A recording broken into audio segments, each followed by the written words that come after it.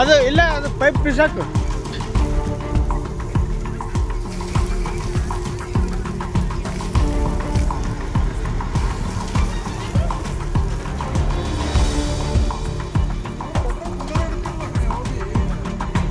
ಇಲ್ರಿ, ಅದು ಡೈರೆಕ್ಟ್ ಅದು ಹಂಗೆ ಅದ ರೀ. ಅದು ಇಲ್ಲ ಸರ್, ನಾ ಇವತ್ತು ಕಂಪ್ಲೀಟ್ ಮಾಡ್ತೀನಿ.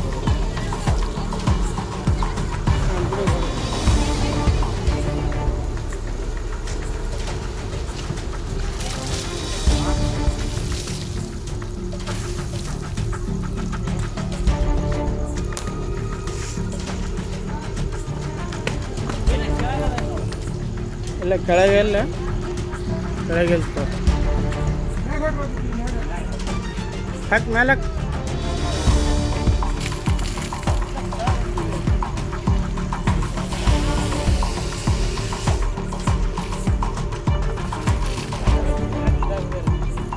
ಇಲ್ರಿ, ಹಂಗೆ ಹತ್ತಲ್ರಿ. ಸಿಗಡಿಗೆ ಹತ್ತಲ್ಲದು.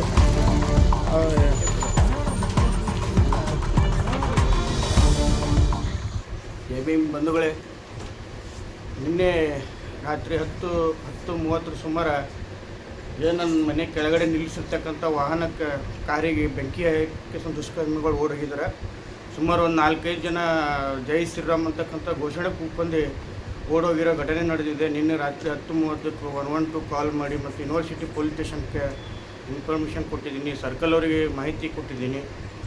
ಬಂದು ಅವರು ವಿಸಿಟ್ ಕೊಟ್ಕೊಂಡು ಹೋಗಿದ್ದಾರೆ. ಚಿತ್ತಾಪುರ ಪಥಸಂಚಲನ ನಡೀತಿರೋದಕ್ಕೆ ನಾವು ವಿರೋಧ ಮಾಡಿದ್ದಕ್ಕೆ ಇವು ಏನು ದುಷ್ಕರ್ಮಿಗಳು ಬಂದ ಕೇಸ್ ನನ್ನ ಮನೆ ಮುಂದೆ ನಿಲ್ಲಿಸಿರ್ತಕ್ಕಂಥ ವಾಹನಕ್ಕೆ ಬೆಂಕಿ ಹಚ್ಚಿ ಹೋಗಿದ್ದಾರೆ.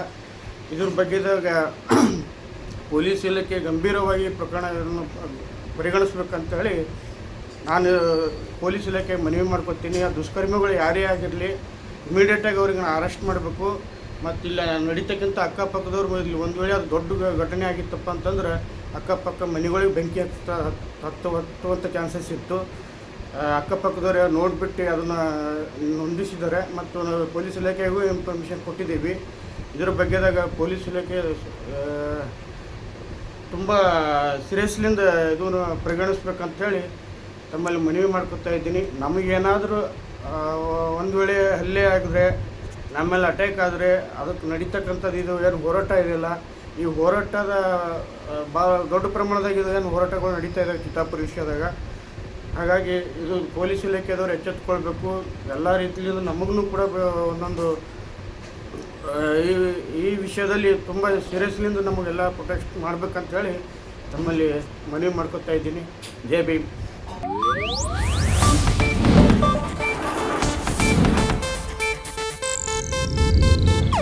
ಇದು ಏಷ್ಯಾನೆಟ್ ನ್ಯೂಸ್ ನೆಟ್ವರ್ಕ್ ಪ್ರಸ್ತುತಿ.